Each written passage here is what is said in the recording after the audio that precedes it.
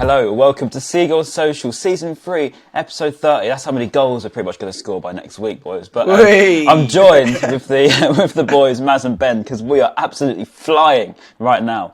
4-0 over West Ham. Guys, how have you been? I mean, we didn't do a Stoke episode, so it's a bit weird. So yeah, we're back after a couple of games. So start with you, Maz. How you been, mate? I'm alright, mate. I'm alright. I'm a bit ill. I'm not gonna lie. I've had a bit of a busy week.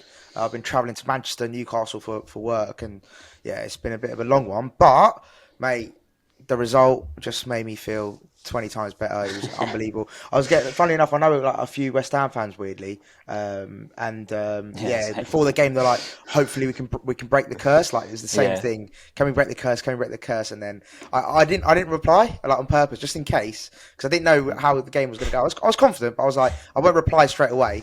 And then obviously once we won, I just went afternoon. I rate that. So afternoon, TG. I was good. Yeah. Apart from feeling a little bit under the weather, I'm in great spirits, and life is good. Life is good. Life is good. And Ben, how are you, mate? Yeah, pretty much echo what Maz said. I thought hotel life would be fun, but it's not. It takes it out of you, and I just wanted to go home. Same as Maz. I was we were on like a work trip from Wednesday to Friday, and then I stayed in London that night to do the DR Sports thing the next day. But yeah, I'm just glad to be home, feeling very tired. Yeah, it's nice. But it was good. It was good fun, and yeah, the game yesterday, DR Sports was good. Was a good laugh as well. And yeah, I think every time I go on there, it seems like we win. So I'll just keep going on there. Maybe go on there next week, mate. We'll win the Prem, I think, next time I go on there again. Mate, the way we're playing, mate, I think we can win the Prem at the moment. And the West Ham curse carried on, but Ryan, your birthday curse was broken. It was. Mate, we won on my birthday for the first time. Like, I think we've had one win in like the last decade or something crazy. And the last time we won was like 2014. Something like that. I think we had one more in 2018, which I'm not really counting because it wasn't actually on my birthday. So it's mad. We actually did. Yeah, we beat Stoke. I've got to be honest with you. I didn't watch too much of the game because obvious reasons really. But it's mad. 22 years old, boys. I started this when I was 19, by the way, with you guys. It feels really weird. I feel like you've watched me in my prime years growing up. So it's a bit prime. No, prime is 27, 28, mate. Is that it? Okay, right. Yeah, okay. You could still. Mate, I thought I'm past all of it now. No, you can still qualify for Young Player of the Year, mate, if you were. I thought that's it. I thought I'm done for. No. Like that's it now. After 21, that's all over now. You'll realise that, Ryan, when you hit 25, and I don't know if you watch the X Factor, but when you realise you could be in the overs category for X Factor, that's when you know life is done. That's true. That's true. That was a tough one to take. But no, mate, it was made even better by yesterday's result. 4-0 against West Ham. I mean, yes, we say about the West Ham curse, and they also got Danny Ings, by the way, who's our curse, to be honest with you. But we sort of counteracted it with Danny Welbeck, so it was a bit of a stalemate there. But I don't know what it is about playing West Ham. There's never a problem. There's never a moment in my head where I'm like, oh, I don't know about this. Did you doubt it, Ryan? Because I definitely doubt. I was like, I think they're going to end their curse now for some reason. I just felt, you know what I was thinking? I was just thinking, this is too easy, amigo. This is too easy, amigo. It was. That's literally all I was like. This is too. No, like all joking aside, like it was West Ham.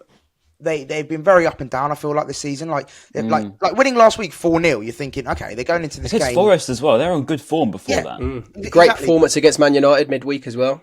Yeah, exactly. True. So like coming into the game, I was like, look, they're not. I'm not fearful, but I'm also not taking it for granted because West Ham can easily beat us on their day. But yeah, I think we just set the tone quite like early on, and getting the first goal I think was key. Just to alleviate any potential fears, like especially within the crowd at home. Just getting that first goal, and for me, it was definitely a penalty. I'm sure we'll get onto it, but yeah, just to start off the game right. Not to go 1-0 down, especially with, again, I'm sure we're going to talk about it, but like Steele in goal, again, what people think, where West Ham thinking, we're in here. We're like, Bobby Sanchez, their first team keeper's not in. Let's test him. Let's pepper him with loads of shots. They had Areola as well, didn't they? Starting, I think, for the first time in so amount of time. But to be honest with you, you couldn't really blame Areola. If anything, I thought he actually made a couple of good saves, especially against Caicedo at the end. It was a mad one. Save was unreal. So it's not like they were exactly low without him, to be fair. So no, we were we just completely took them to the sword. I mean, West Ham, I could say probably since this season, I'd say they're probably the worst team I've seen at the Amex.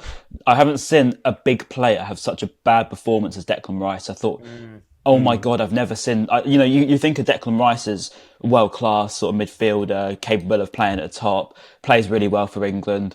And I just thought, okay, I'm watching Declan Rice again. And whenever we play West Ham, I'm like, I want to watch him, and he always seems to disappoint. And he's done it again. It was an awful performance. It really was. I'm going to be quite controversial here. I don't think Rice is as good as people make out. Like, he's a great player. To be fair, he's a good player. Yeah. I'm not doubting that whatsoever. I just don't think he's as good as people are billing him up. He's acting like with Mason Mount. Maybe. Yeah, English tax. Mason Mount. Look at him. Look now how people were bigging him up so much when he had a little purple patch, and now they're saying he's one of the worst English midfielders around. And I'm not saying he's on. I think Declan Rice is better than Mason Mount by a considerable amount, but yeah, he is. I just don't think he's, like you said, Ryan. It might be the English tax, but I just don't think he's as good as people maybe think. I think his quality. Right. I think that he's a bit weird though, isn't he? Because whenever he plays against us, it's really bad. But then when I watch him, say for example in the Europa League, I'm like, oh my God, this guy's fantastic. When I watch him for England, it doesn't help. I think he's fantastic. In a horrendous West Ham team at the moment. That's I think the trouble, isn't it? True. But we actually spoke about it yesterday. It was like he looks good. Well, most of the part, he's always looked good in that West Ham team. But like if he does sign for Arsenal, for example, then he would just be more of like a standard player in that team. He's not going to be like a well beater that you'd expect him to be for the price that he probably will end up going for. Yeah. That's the thing. Like, I think I've seen prices of 150 million. easy. I've seen. Yeah, and it's like he's not worth 100 to 150 million. If Caicedo, like for me, Caicedo's a better player. I'm not even Caicedo, mate. I'm going to say it right now. Caicedo's world class. He is. He's got all the ability to be a world class player. Yeah, okay, No, I agree with that. I agree with that statement. And he's probably the only Brighton player I've ever seen in a Brighton shirt that I could see in like a Real Madrid shirt. I would go as far to say he could be in a Real Madrid shirt in the next 5 years. That's provided he does the right things. Because don't get me wrong, there's careers aren't just like this, but I just think with him he's absolutely fantastic. I think to be honest with you, we've got to pick him out because. What a performance. I mean, he's just signed a new deal, obviously, in the week. Massive, massive news, by the way. And I was actually in the training ground on the Friday that it happened, and De Zerbi came in, and he was buzzing. And the atmosphere around the training ground was buzzing. Everyone was really happy. And I was like, this just seems really good. And I wasn't in the best of moods going there, to be honest with you. I was just in a bit of one of those. And I come out of it, I was just really happy. I was just like, this is great. I've just been, everyone's just talking to each other, everyone's joking around. And I just thought, oh my God, I haven't seen this like this before, and it put me in a good mood. So I can't imagine what it's like in the training camp. I was about to say this, going into the West Ham game, because again, I wasn't in like the same position as you as to actually feel it like in person, which I'm sure would have been like a different experience. But even as a fan, seeing it from the outside on social media, for example, and seeing the pictures from training. I remember seeing the pictures from training where they were like, "Oh, everyone's in great spirits," and like they were hugging, they were laughing, and I saw like a compilation of like the training session, and this was obviously after Caicedo had announced his new contract, and it just seemed like you said, Ryan, it just seemed like the spirits and the energy around the club just massively lifted. Like knowing one of the key players of the squad is signing on for another, was it 5 years? 5-year deal? Until 2027, I think. Yeah, plus 1 year. 4-year deal, whatever. Like, just I think knowing that, and again, of course, there's no going to be release probably clause something as in his well, contract where it says, "Oh, there's no release clause." That was crazy. That was actually no release clause. Could not believe that. Massive, that is mental. Massive news. Yeah, I didn't actually know that. I thought there was going to be a release clause in there. No release clause. Wow, that's crazy. Okay. Wow, that changes. Not to be a Debbie Downer though. Does this mean he still goes in summer, but for more money, or does it mean that he's got 1 more year? He's probably going to do 1 more year and then go. I think the latter. I think the latter. What you just said. I think he'll give another year, and then he'll be like, look, and he's what 21? Like, 21. Mate, it says to me that we sign him for another year, and if on the off chance he does go this summer, it would require one of the very, very, very big boys to come in, because realistically, he's not just going to go to sort of a mediocre team. It'd have to require like an Arsenal to come in with 100 plus million. It would require a Real Madrid or a Barcelona or a Man United. Realistically, he's not going to go anywhere else because Liverpool won't be able to afford him. Tottenham won't be able to go for him because they just won't. They can't touch Caicedo, can they? They spend money on a go-kart track instead. Yeah. Maybe Chelsea if they're really feeling that much, but I don't think they're going to spend 150 million to get hold of him. And to quote them sort of figures as a Brighton player is mad. But when you've just signed a new 5-year contract, and there's no release clause, and you're playing the football that you've been wanted for 75 only in January. I mean, it's just a bit of a no-brainer, especially if we get a European competition, which, by the way... Yes, that's what I was saying. This is, by the way, the Europa League is obviously what Brighton fans want this year. But the Champions League, I can't believe I'm about to say this, but if Brighton win their games in hand, they will go into the Champions League places 2 points clear of Tottenham. And when I saw this stat, I was like, okay, all right, chill out a little bit. And then I looked at the people that are above it, the teams that are above us at the moment. And I want to genuinely ask you, do you think we're better than these? Because we've got Tottenham, we've got Liverpool, we've got Fulham, and I think there might be one more, and Newcastle. And I look at all 4 of those teams and I think, I put us above all of them. I don't know what you think, Maz. So in terms of teams above us, I feel like Fulham were better than. We lost. I know we lost better against than Fulham, them, but definitely. But I thought that was a smash and grab. We dominated the whole game, and it was just one of those days. Spurs as well. Spurs, they are generally when you watch them, if you use the eye test, I know they've been winning on paper and they're still fourth. But if you actually watch them, they are horrible. They do not play good football at all. But they're getting results, to be fair. When they Harry need to, Kane just carries them. Yeah. And then Newcastle haven't won in 5 games. They've drawn 3, lost 2, which again, pretty mad. And they feel like they're going a little bit down now. I think that Carabao Cup defeat. Has the bubble burst? The bubble's burst a little bit.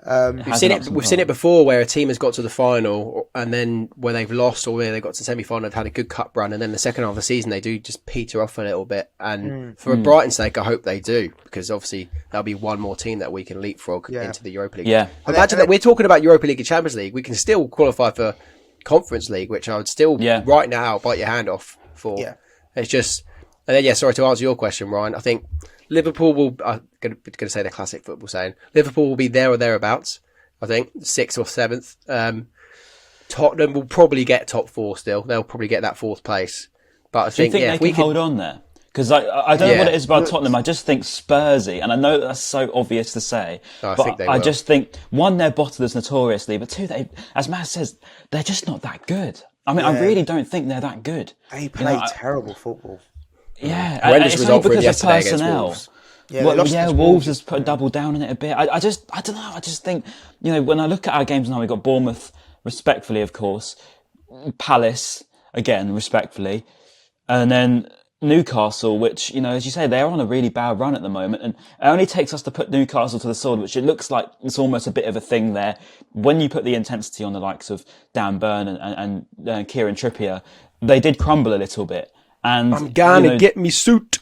And that's the sort of thing that they haven't had. They haven't had people go at them because everyone's been going to St James's and a bit scared of them, probably because they've got their big atmosphere and they've been getting results. But as I say, they haven't won in sort of 5 games or something. They haven't taken a point anywhere recently. So I would lacking in front of goal as well, Ryan. Lacking in front of goal, and an doubt sets in. That's the thing.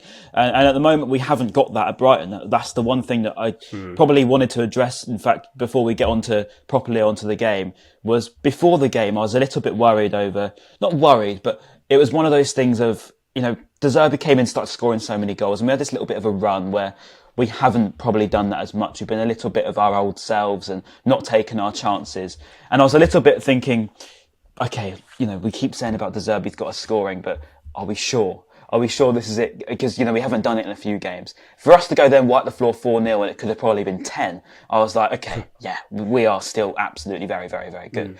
But anyway, let's get on to the actual... Last thing on chances of Europe, just wanted to quickly say. So Spurs, I think they play Milan second leg this week. That's big for them. So we'll be able to have a better idea of what their season looks like if they do get through. And then also, I guess we could touch on it, getting Grimsby. If we beat them, get to the semis. Let's say if we get a nice draw in the semis and we get to the final, then we play either of the Man United teams, for example, or Manchester teams, sorry. That we have a better chance, we have a good chance of getting to Europa League through the final, and then the league as well. So we have 2 really good chances of getting to getting to European competition now, which is great. Yeah, no, I agree. agree.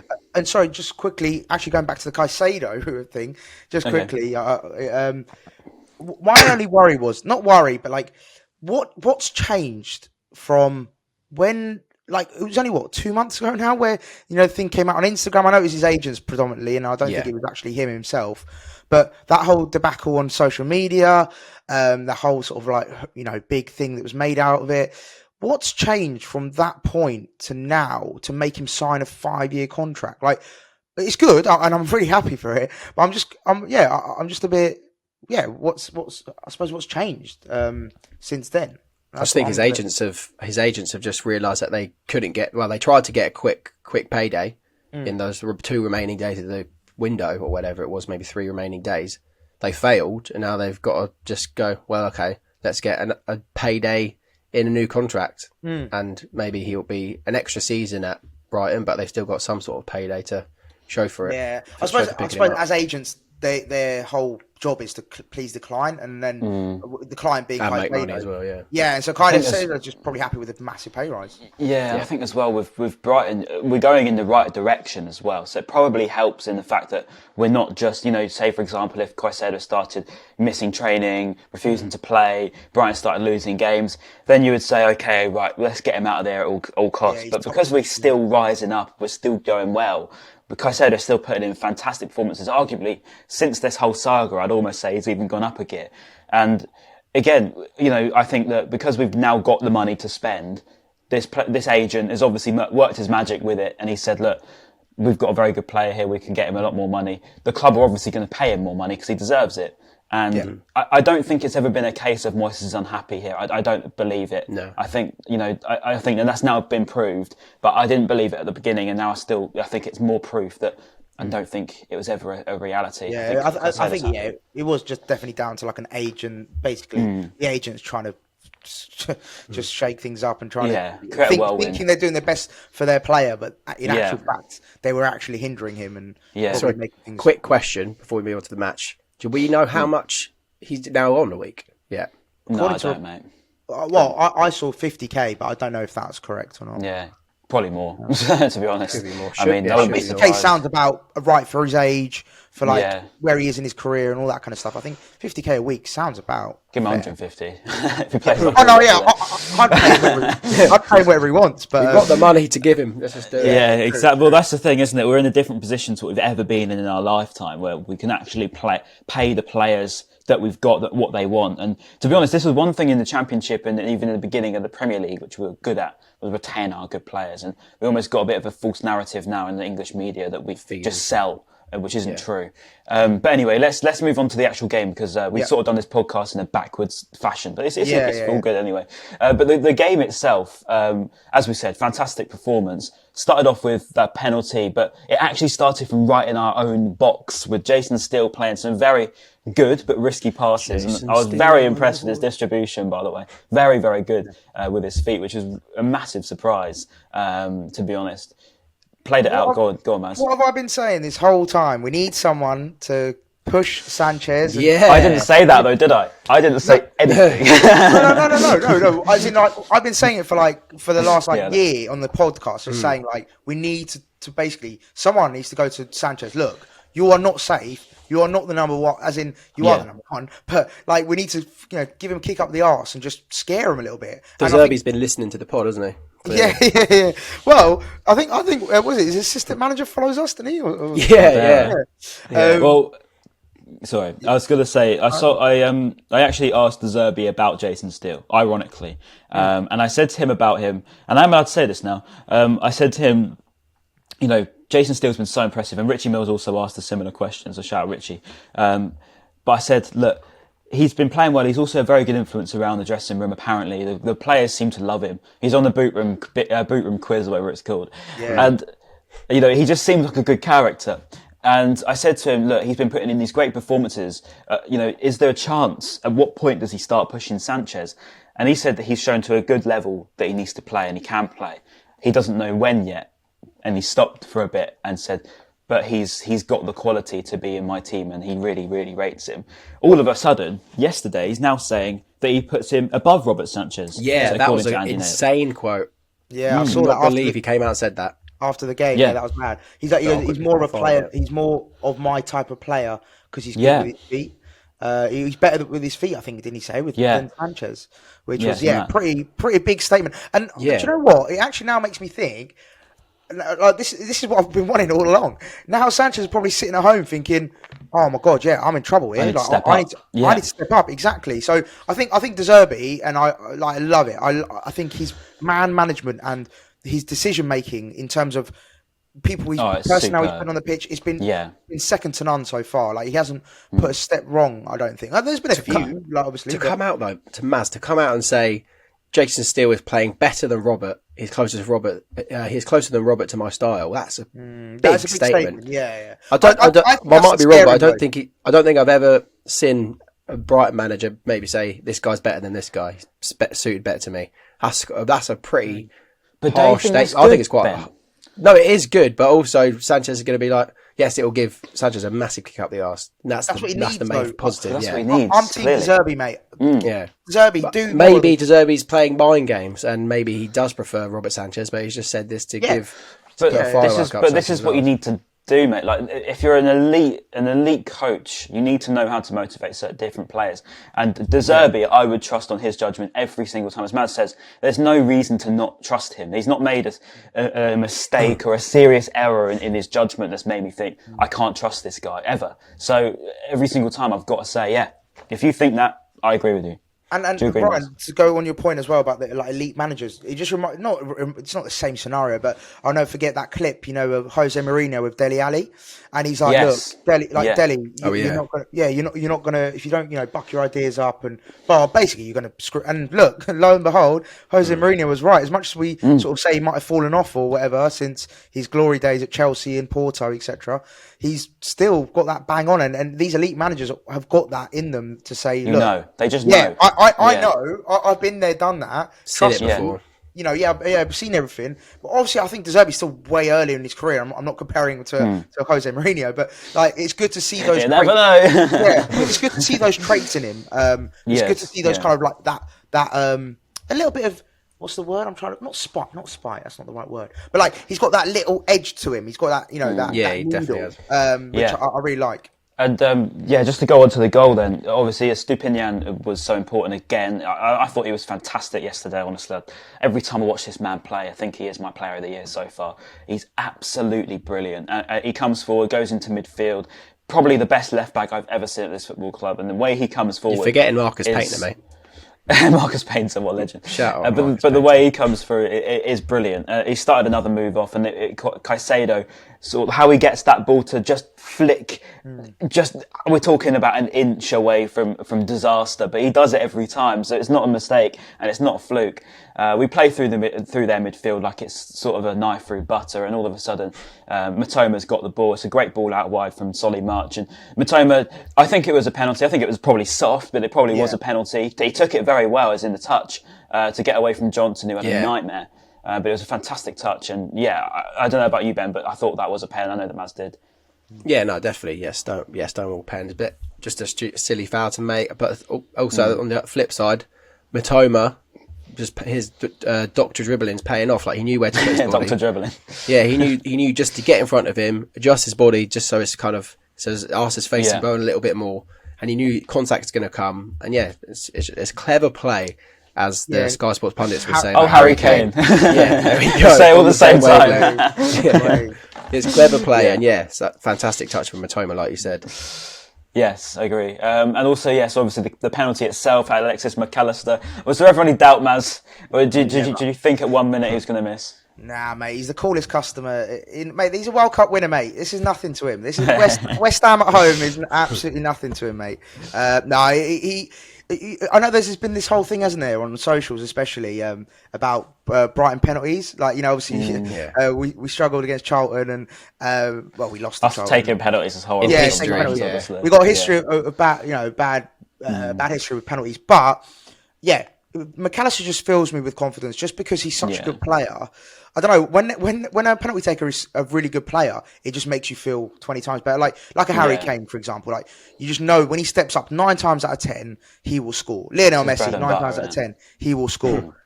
Even Ronaldo, no, not so much now maybe, but back in his day, like all these sort of high quality players, you just have much more confidence going into it. And I think he should be our I know he is, but he should be our number one penalty taker sort of for the foreseeable, and just have him on pens. He was excellent yesterday, and obviously I think even since the World Cup, people have questioned his performances where they've dipped a little bit.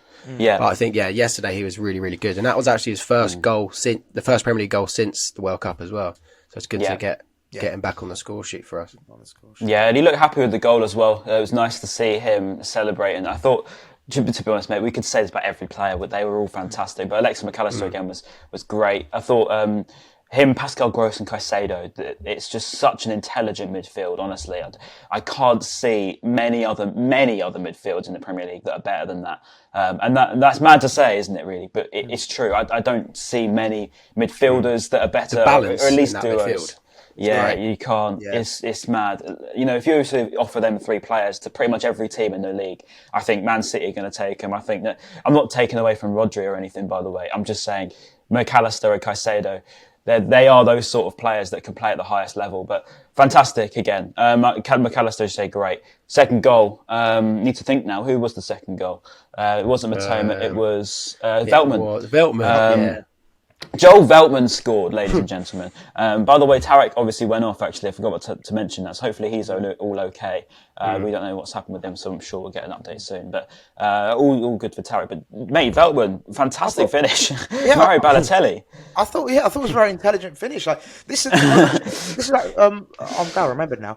Yeah, a lot of players, in that situation might have panicked or lashed at it, especially he's a centre back / right back. Like he's not usually in front of goal many times, and so he was really cool, calm, collected, and just chested it and guided it in. I thought it was a very clever, smart, cool finish, and I was really happy for him actually, because he doesn't really get many goals, does he? So I was actually just happy for him to get on the score sheet, and obviously, like you said, came off of Tarek as well. So that was probably coming in to the game a bit later on. Sometimes players need some adjustment time, but he was straight in there and got his goal, and it was a really good finish. I thought West Ham fans will be really, really, really fuming at Ben Johnson because, like you said earlier, Ryan, he had an absolute stinker, but you could have built a house around Joel Veltman. He was just literally there at the back post with no one around him. Shout out to James too for that one, but it was so much space. Just, like you said, Baz, any other player could potentially panic, or especially defender, and try and knee it in, and it just goes high. But to actually just chest it in and control it in is a good finish with his chest. And I was very impressed. I think only Dunk could do a better thing with his chest. We all know he's great. I was actually going to say a Dunk joke, to be fair, but you've stolen it already. But to be honest, it was a good corner. It was a good corner routine. Again, I think it was McAllister flicked it on, wasn't it? It was awful. It was awful defending, as you say. But it was, again, the sort of thing we don't really tend to do is take, 1, good corners, and 2, we're very lethal now. I heard a stat, Ryan. It's the first time we scored. First time we scored from a corner this season, and it's the first time West Ham have conceded from a corner this season. Oh wow! Okay, wow, that's mad, mate. Their curse is actually incredible on us. They've broken our corner curse, and we've been ended their corner streak. The commentator, if that stat's wrong, blame the commentator, not me. Okay. Yeah, fair enough. No accountability, I rate it. But no, we're fantastic. 2-0. At that point, I think the game was pretty safe, to be honest, and it was just a matter of how many. As I say, it could have been 10, and I'm not even joking. We were all over them after that point onwards. Mitoma just turned up a gear. He really did. He turned into the Mitoma of the first sort of couple of months that we were raving about. He absolutely had them on strings again, and it was him and Solly March just too hot to handle. Stupinian as well. That's when all of a sudden everyone comes alive and you see those 3 on fire. And Mitoma started taking everybody apart. The move was fantastic. The ball across from Gross was very calm as well. Another PL assist for another Gross. Shot. Yeah, another chance created. Only, I don't know, I think it's like a couple hundred now. Chance created behind Kevin De Bruyne. He's still the second highest chance creator since 2017 in the Premier League, only behind Kevin De Bruyne. It's insane. Only 200 behind. Only 200. I know. That goes to show the levels of the man from Belgium, by the way. But yes, Pascal is another level for us. And again, another assist. It's a good finish, to be honest with you, because it was a difficult angle, and probably one that we would have missed a couple of years ago, wasn't it, Ben? Yeah, probably. Mitoma read the game really, really well there. it's nice to see him finally score again, because I think the past few games he's been like double teamed, isn't he? Most of the part, and he's been like cancelled out of the game. And when we haven't had him in the game, we found it tough. But it's actually nice to see him get a bit more freedom and have a very, very good game again. And a deserved goal for sure. Yeah, and Maz, what do you make of the move itself and the goal? Great team goal. I just loved, how fluid it was, how just the way we play football right now is just amazing. Like, I just think it's just so attractive. It really is. It's effortless. It doesn't seem like there's too much going into the way, like the one, it's natural, isn't it? Yeah, the quick passes, the intelligent passes. Yeah, and it was just a great team goal, and obviously I know like Mitoma had to like stretch and slide it in, but it was just a great all round goal. And it's great to see it going back to, I can't remember which one of you made it, but it's great to see Mitoma back to what he was, because I felt like the last 3 or 4 games maybe he'd just not been as in his own admission, wasn't it, as well? He sort of took credit for the fact that he hasn't been at his best, and to be honest with you, it goes to show the mentality of our players now, and even. I think De Zerbi came out and said Mitoma's not been as good as he knows he can be. And for Mitoma to also be the same and be so focused to be like, do you know what, we're going to still get ourselves back on track. I think it was even when he was on his good form, he said that he wanted to be better. It just goes to show the mentality shift, because before we were just told to take the positives when we'd lose 3-0. I think that it's a complete stark difference. And I saw that We Are Brighton put a thing on about saying about Joel Veltman's rare goal, and said he hugged some of the Japanese fans who were sitting next to him in the West Upper, and then he put, "I'm going to kiss them if Mitoma gets a third," just for Matoma to actually get the third. He said, "Went in for the kiss and missed. I had to settle for a hug." I rate that so high. It's funny, but no. I need to sort of Caicedo out for some of those tweets, because there were some really good there's ones. some good tweets out there. Even Mike King, who's Brighton goat. Ali Razor fan, that's the one. Is he an Ali Razor fan as well? Yeah, a bit of me, mate. Bit of me. I love that. He was like, the fact that West Ham signed Danny Ings, who is Brighton's kryptonite, and that we still beat them just shows like the tremendous curse that we have in West Ham or something like that. Yeah, it's so true. Not even Danny Ings could stop us. Mate, I was really hoping that Danny Ings didn't even get a sniff, because there was a couple of chances he had. And Jason Steele, by the way, first half made some very good saves, actually, for the few amount of shots that West Ham had. But I did worry, because I just thought, even if we're winning 4-0, I don't want Danny Ings just to get a little laugh on us, because it's so many times I've seen him leaving the Amex with a little bit of a smirk on his face. Aston Villa. Nice. Villa, literally Liverpool like 6 months ago, if that. Yeah. A couple of months ago, yeah. Sorry, he said this curse transcends anything I've ever seen. just fucking class. It's so true. And then, obviously, we made some subs. We had Facundo Buonanotte and Danny Welbeck came on. And Facundo was another good performance from him, to be honest. I was quite happy with his sort of cameos that he keeps getting. It always looks quite exciting. But just for him to assist Danny Welbeck, probably about 5-10 minutes after coming on, it was a good finish from Danny Welbeck. But I think at that point, West Ham had just given up. They looked finished. I said to you, Declan Rice was so bad. And I think it was just a complete gap in midfield. And then all of a sudden, you got Danny Welbeck. And I said to my dad, at the time, there's going to be a worldie goal in this game. And it wasn't quite a worldie, but I'm going to claim it because it's close enough. It was a good finish. It was outside the box. I drilled it. When does Danny Welbeck ever score outside the box? Yeah, so you got some Newcastle at home. I present to you. I remember that. Okay, yeah, fair point. Yeah, one. But one. But no, mate, I was very happy. But he only seems to score very good goals, doesn't he? His goals are always of a really high quality. I mean, I remember against Leeds not so long ago, that sort of Cruyff turn one that he scored. Yeah, that one against Liverpool where he flicked over Joe Gomez, and then this one. Mate, the goal, when he does score, they're always bangers. I don't know what it is about him. But no. Matt, I know you're not probably the biggest Wele fan, but I mean, it was a good goal, wasn't it? No, great goal. And you know what? As time goes by, I do warm to him more and more. It's just he seems like a good guy, doesn't he? My biggest frustrations with Welbeck and Lallana, which I've always been quite vocal about, is just their injury records. And I know that's not their fault. I'm not saying it's harsh to say, because I've got I know that it's not as easy as that. Just you've got to put yourself in their shoes, and it must be so frustrating.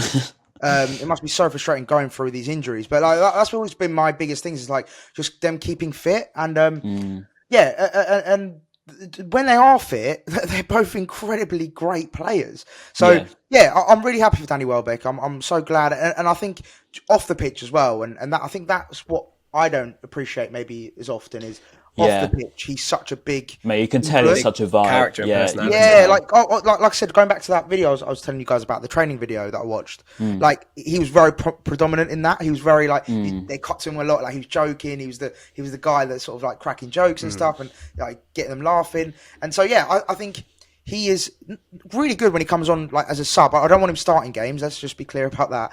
I really want Ferguson to start, but as to come on. And let's say, we are maybe, let's say, losing 1-0 and you need like a bit of a presence and someone who's very experienced to come on. He's amazing. And when we're 3-0 up, to come on and just, save Ferguson's legs. Like, the more, as time goes on, the more I'm happy we've got Danny Welbeck. Yeah, he's such a great character to have in the squad. You can tell. Like, even watching that Buzz, well, we knew it before, but even watching that Buzzers boot room video of him and Tarek, so funny. Video. Like he may be injury prone, but he's got 99 banter, and that makes up for it. 99 banter. That's quite funny. That's actually completely thrown me. I'm not gonna lie. I was gonna say about Evan Ferguson. You mentioned him.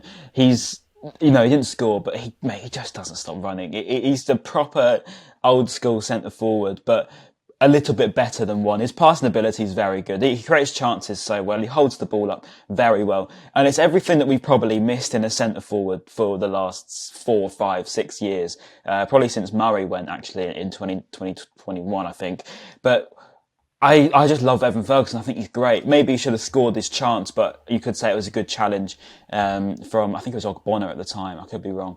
But it was just a fantastic performance again from Ferguson. But you can say this about everybody, can't you? But I did want to ping out one person in particular, and it was Adam Webster. Webster. I thought he was great. And I know I keep saying these about all these players, but Adam Webster, he's been through a lot with his injuries. And I feel like it's about time that he almost settles into the team again. I thought he was very good with his feet, picking one out mistake, passes didn't he, really well at the beginning. Yeah, I think like the ball went under his feet, and then Bowen was through. Estepina made a really, really good tackle. I think this was at 1-0, and it might have been 1-0. Yeah, it was at 1-0. Might have been 0-0 even, was it? Still, or was it 1-0? And then Steele was forced to make a save, which was a decent save with his leg. But Bowen was through. But I think it's because it went under Webster, and then they had a good chance. Yeah, but I think that was the only mistake that I've seen. Yeah, no, mate, he was fantastic. I really did think he was great, and he looks so much more composed than he has done recently. And I think big testament to him for coming back from his injuries like he has, and similarly to Jason Steele as well. I was going to say, when Big Levi's back, fully fit, all three of them. Who that? Oh right. No, we've got him. He didn't know who he was. Yeah. Who does he come back straight into the team? Does Webster retain his place? What are we saying? I don't know, mate. I just don't. I'm not a fan of the fact that we're not going to keep him and that we're going to keep playing him. How do you know that though, Ben? Because how do you know that? He's not. Yeah, he's going Chelsea back. Come out, haven't they? Multiple times. Yeah, they want he him wants back. to be a Chelsea centre back. Thiago Silva, although he's still really good, is getting on a bit. There's a place in the Chelsea team for him. But then they got. I'm a big fan of Guardiola and Badia Shield recently. Yeah, so. but I used to be a big fan of our transfer policy of not loaning players for this reason. And it would be silly. I think maybe putting a different spin on it. We need to play our best players to get Europe. That's fair.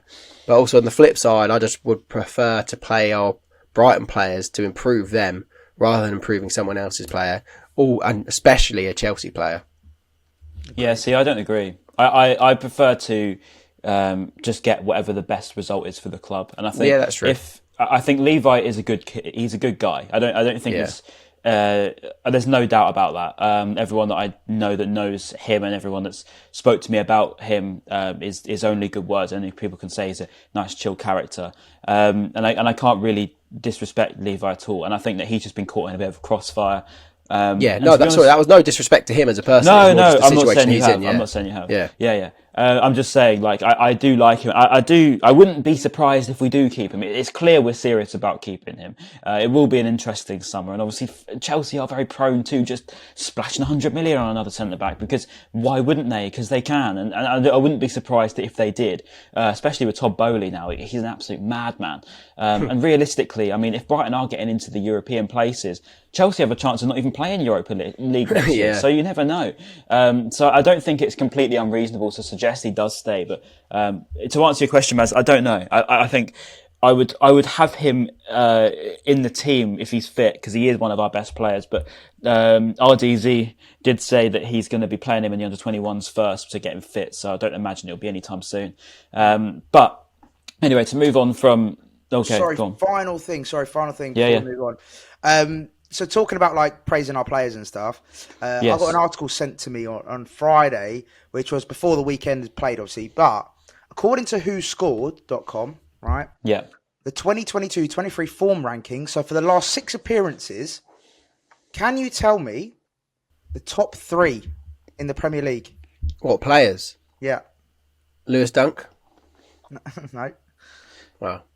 What form rankings? Yeah. So in terms of based on WhoScored's ratings. What's this over? Like last 3 months, last 6 season? Games. Last six games. Sorry. Before this Saturday. So this was published on Friday. I just want the top 3. Solly March. Who'd you That's say? a good shout. Solly March. Correct. Yeah, he's at number 2. Ooh. I thought is there another Brighton player? I thought it was going to take you a little bit longer than that. So that's is there another Brighton player? That's ruined the game. No, he's the only Brighton player in there. Just shows how good he's been, though. But that's the point I was trying to make. I think he goes. Solly's fantastic, mate. I really believe. I think he goes under the radar a lot. Like when we talk about Estepinian, we talk about Mitoma, the sexy players. Yeah, we talk about the he was just behind Bruno Fernandes and above Marcus Rashford and Saka. Wow. Which is, again, this is just WhoScored.com's rating. So, I think it's actually based on stats. So it actually shows that statistically, he is one of the best players in the Premier League. So, he was phenomenal yesterday. At the beginning of the match, you see that like Messi-esque run he done to get into the box and just got a shot away. I was like, who is he? Who is that bloke? He was running, dribbling through the players. It was so good. He's just his chance creation and the way he beats a player now is different. You haven't seen that from him before, as we keep saying, and it's great. And I can only give him so much credit, Solly March. All of our players like him, and as I said, like Webster, like Jason Steele, these players that have been here for so long and are now getting up that next level. It really does make you appreciate how much of an impact Roberto De Zerbi has had. Yeah. And shout out to Andrea Moldera as well yesterday. You could tell the patient play in the first half. Don't know if that was anything to do with him, but it was very patient and it was making me on the edge of my seat at times. Passing and passing and passing and passing. If you're on the other end of that, it's wearing you down. And I'm not surprised that West Ham fans were losing their heads, because it was just an absolute showboat. Apparently Gross and Caicedo done like 10 one-touch passes between each other. Mate, that's taking the piss. Yeah, that is taking the piss.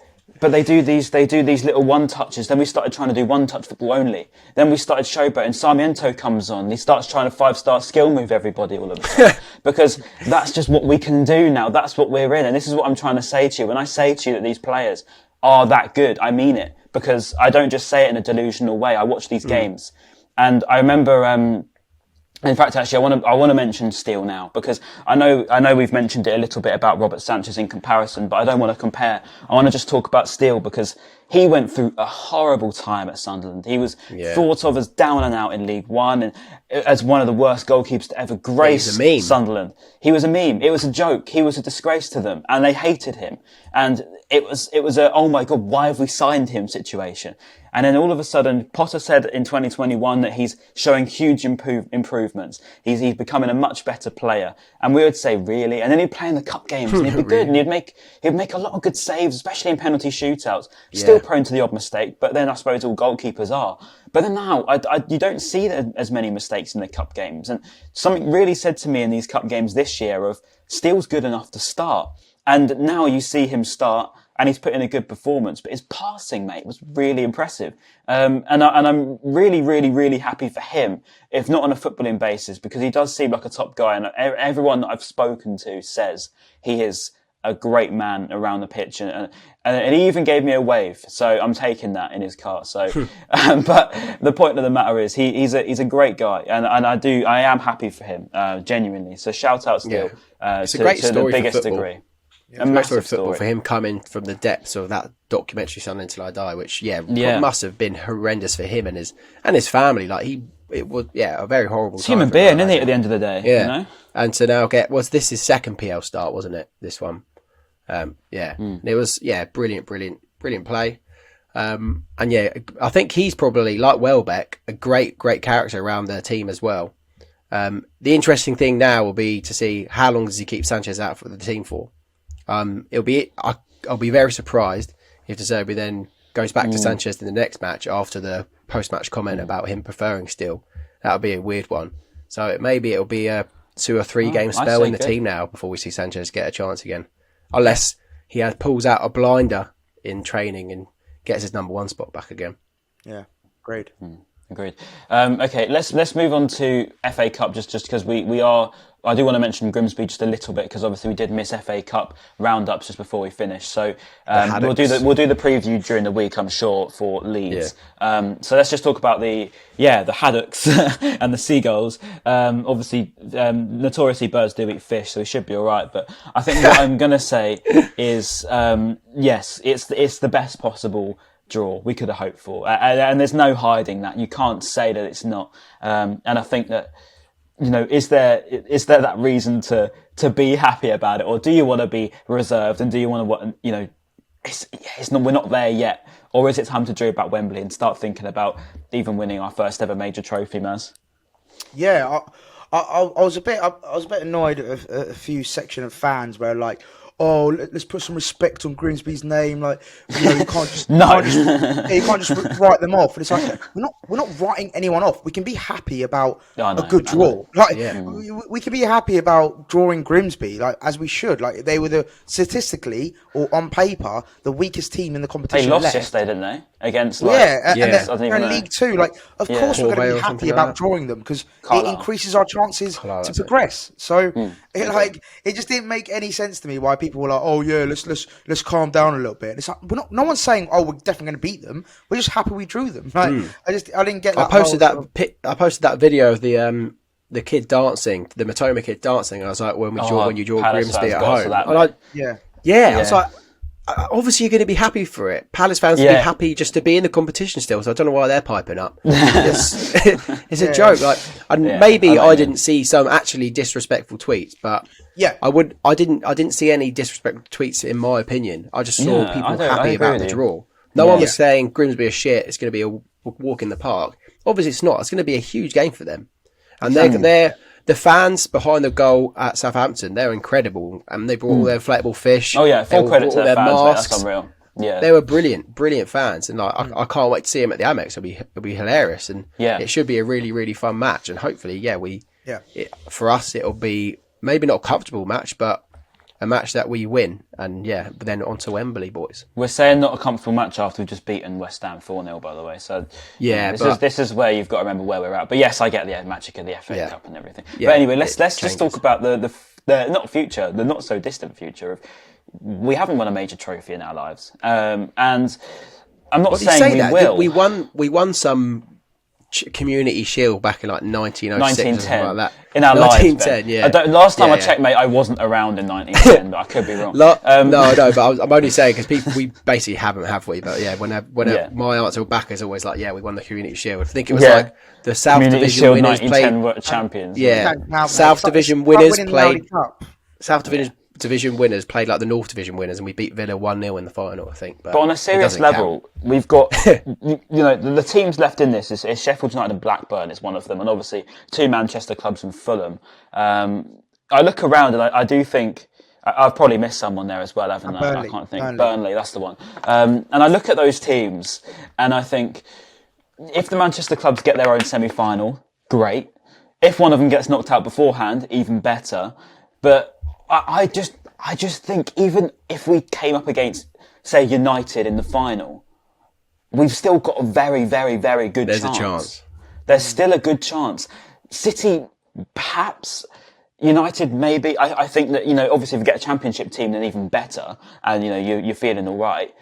But then you're arguably more nervous for that because you're the ones that should clearly win. Don't you think it's mad though that the way that this FA Cup's played out? Because I think that everyone actually went for it this year, and somehow a lot of the big boys aren't left. And to be honest with you, we're actually deemed as one of the big boys left now. And Maz, I want to get your honest thoughts.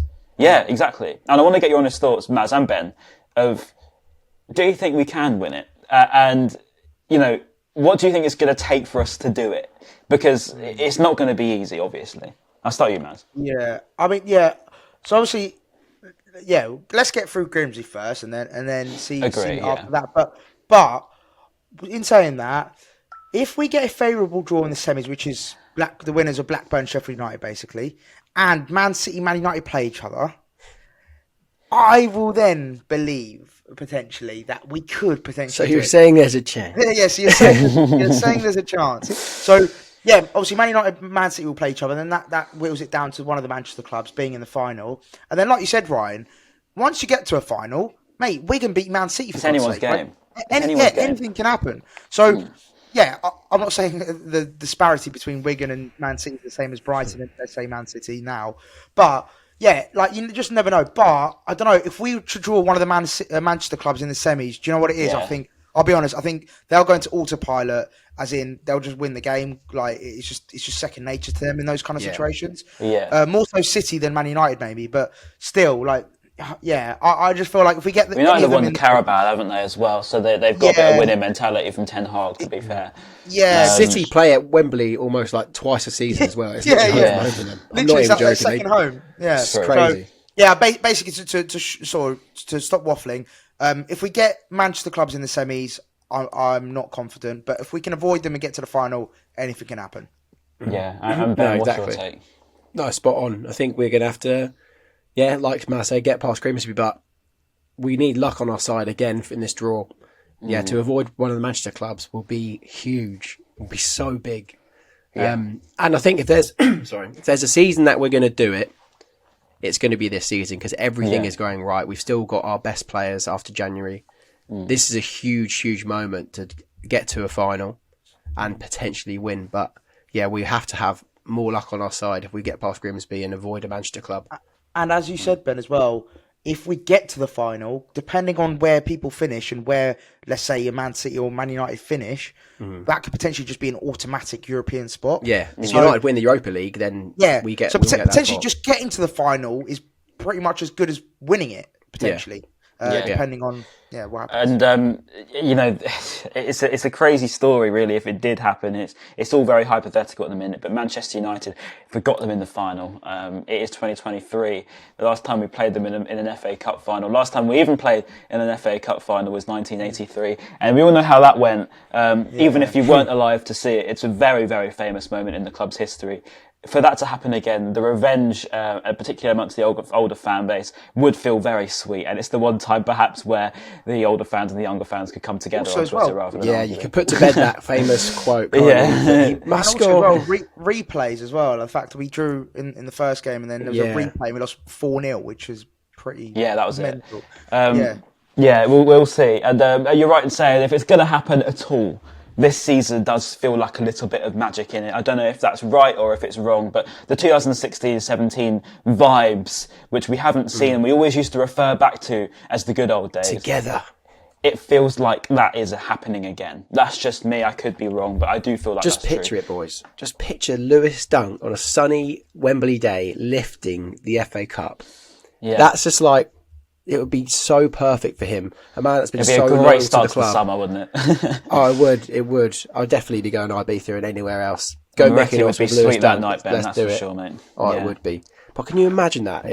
His loyalty will be repaid, and he'll win a title, a domestic cup for Brighton Hove Albion, his hometown club. It'll be so good. Would be insane. But let's get past the Haddocks first. Let's get past the Haddocks. But let's end it on that, boys, because that is a very, very good podcast. Thank you both.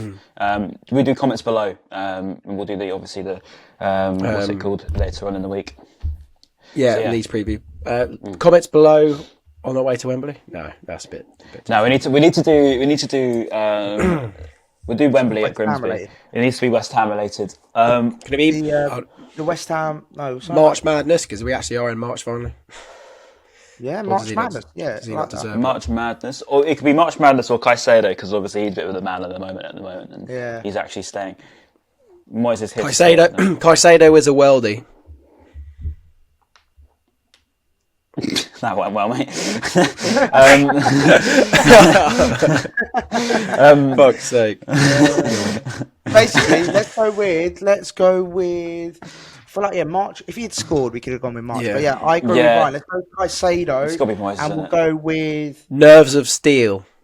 Oh, that's nice. Yeah, like that's that. a good one. Yeah, Nerves of Steel. That's You good. redeemed yourself, Ben. You redeemed yourself. Well done. Welcome to the Wheel of Steel, ladies and gentlemen. Right, thank you very much for listening and streaming and everything else you've been doing to watch us. Make sure you're following our socials at Seagulls Social and like, subscribe and comment and everything else you want to do and all that good stuff on our YouTubes. And yeah, we'll see you probably just before we play against Leeds. That'll be a tough game as well. But yeah, thank you boys and we'll see you soon. Cheers. Peace.